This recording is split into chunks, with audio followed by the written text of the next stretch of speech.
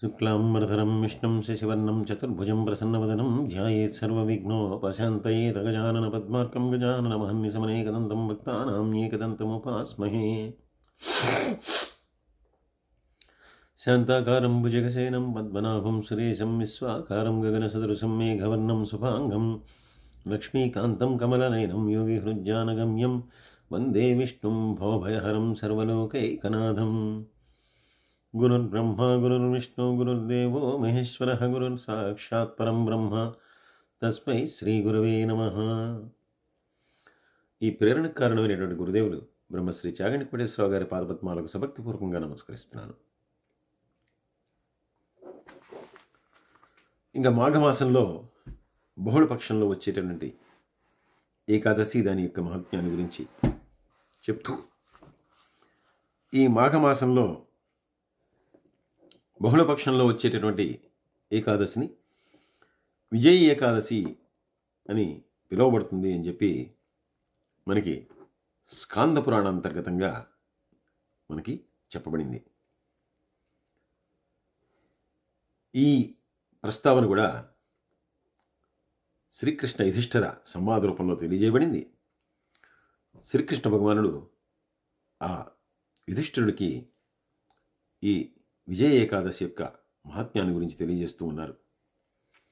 ఎవరైతే ఈ విజయ ఏకాదశి వ్రతాన్ని పాటిస్తారో వారి పాపను కూడా శమింపజేసుకోగలుగుతారు అని చెప్తూ, ఒకసారి నారదుడు ఆ బ్రహ్మదేవుణ్ణి సమీపించి మాఘమాసంలో కృష్ణపక్షంలో వచ్చేటటువంటి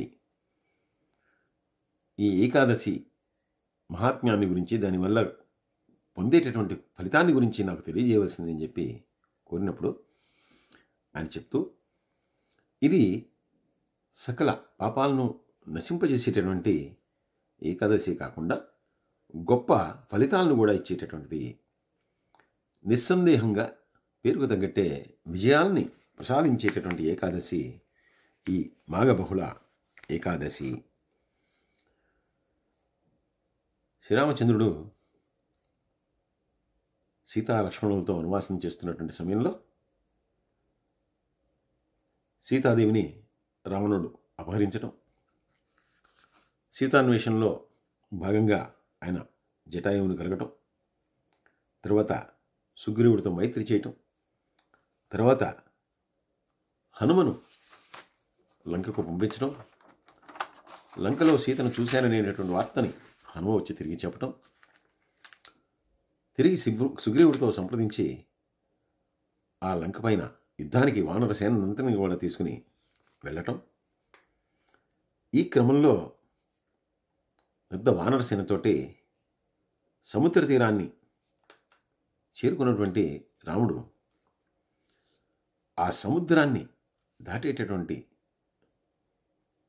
సమయంలో, తరుణంలో ఆయన ఒక్కసారిగా ఆలోచనలో పడ్డాడు.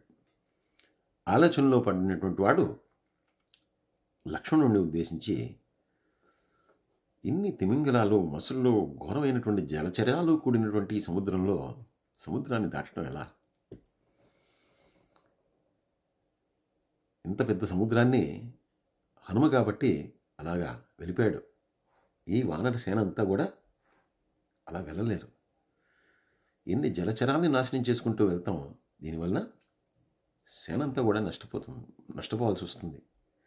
కాబట్టి ఎలా అసలు ఈ సముద్రాన్ని దాటడం ఎలా అనేటటువంటి ఒక ఆలోచనలో పడిపోయినప్పుడు లక్ష్మణుడు అన్నాడు, నువ్వు దేవదేవుడివి, నీకు సాధ్యం కానటువంటిది ఏముంటుంది?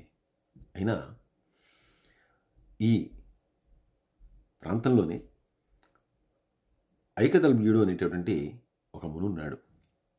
ఆయన సాక్షాత్తు బ్రహ్మగారి యొక్క దర్శనాన్ని పొందినటువంటి వాడు. మనం ఆయన కలుద్దాం, తప్పకుండా ఆయన ఏదో ఒక ఉపాయాన్ని మనకి తెలియజేస్తారు అని చెప్పి ఆయన రాముడితో అన్నాడు. అప్పుడు రామలక్ష్మణులు ఇద్దరు కూడా ఆ ఐకదల్వ్యముని యొక్క ఆశ్రమానికి చేరుకున్నారు. వచ్చినటువంటి శ్రీరాముడు కేవలం రావణ సంహారం కోసం ఈ మానవ రూపంలో వచ్చినటువంటి నారాయణుడు అని చెప్పి ఆ ముని తెలుసుకున్నాడు. తెలుసుకునే వాళ్ళిద్దరిని కూడా సాదరంగా ఆహ్వానించాడు.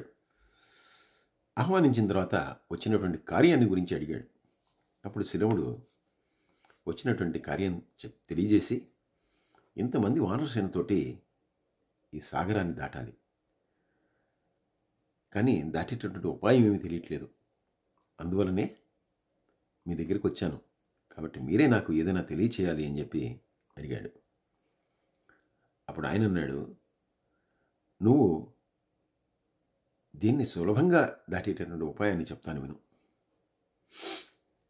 అంతేకాదు, యుద్ధంలో జయాన్ని పొంది సంపదల్ని కూడా పొందేటటువంటి ఒక మహత్తరమైనటువంటి వ్రతం ఉంది, దాన్ని చెప్తాను విను. కానీ భక్తి శ్రద్ధలతోటి నువ్వు ఈ వ్రతాన్ని పాటించాలి. మాఘమాసంలో కృష్ణపక్షంలో వచ్చేటటువంటి ఏకాదశి ఏదైతే ఉందో దాన్ని విజయ ఏకాదశి అనేటటువంటి పేరుతో పిలుస్తారు. నువ్వు ఆ ఏకాదశి వ్రతపాలనాన్ని చేయటం ద్వారా నువ్వు ఈ సముద్రాన్ని వానరసేనతో సహా దాటగలుగుతావు. కాబట్టి ఈ వ్రతాన్ని నువ్వు పాటించు.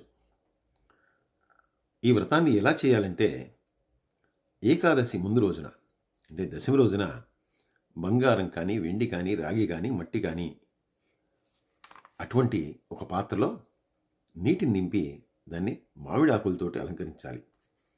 తర్వాత సప్తధాన్యాలతో కూడా ఆ పాత్రని అలంకరించి ఒక వేదిక మీద ఆ పాత్రని ఉంచి, ఆ పాత్ర పైన నారాయణుడి యొక్క స్వర్ణమూర్తిని ఉంచి, ఏకాదశి రోజు తెల్లవారుజామున శుచిగా స్నానం చేసి తులసి దళాల్ని, గంధాన్ని, పూలని, అలాగే ధూపదీపాల్ని, నైవేద్యాన్ని ఆ నారాయణుడికి సమర్పించి భక్తి శ్రద్ధలతో నారాయణుడిని పూజించాలి. ఆ రాత్రి జాగరణం చేయాలి. మర్నాడు ఉదయం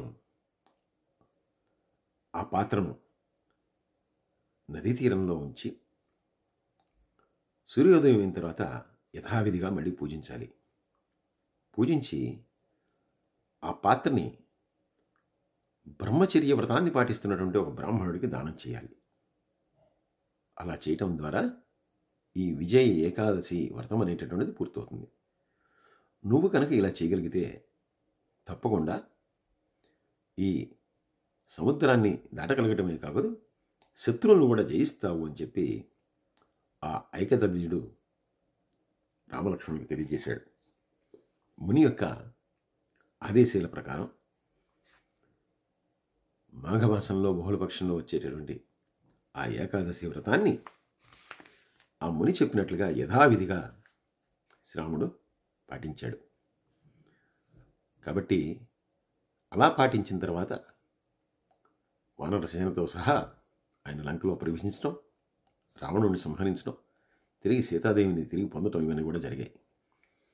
కాబట్టి ఎవరైతే ఈ విజయ ఏకాదశి వ్రతాన్ని పాటిస్తారో వారి పాపాలను శమింపజేసుకోవడమే కాకుండా విజయాన్ని పొందుతారు అని చెప్పి నారద మహర్షికి బ్రహ్మదేవుడు చెప్తూ, అలాగే ఈ ఏకాదశి మహాత్మ్యాన్ని, విజయ ఏకాదశి మహాత్మ్యాన్ని ఎవరైతే చదువుతున్నారో, ఎవరైతే వింటున్నారో వారు వాజపేయ యజ్ఞ ఫలాన్ని కూడా పొందిన వారు అవుతారు అని చెప్పి సాక్షాత్తు బ్రహ్మగారు తెలియజేశారు. ఇలా తెలియజేస్తూనే మరొక విషయాన్ని కూడా ఇక్కడ ప్రస్తావిస్తూ, ఒక సంవత్సర కాలంలో మనకి అంటే ఏ తేదీనా కూడా మనకి నెలకి 2 సార్లు, పక్షానికి ఒకసారి కాబట్టి నెలకి 2 సార్లు, సంవత్సరానికి 24 సార్లు వస్తుంది. అయితే 8 మహాద్వాదశులు వస్తాయి అని చెప్తున్నారు.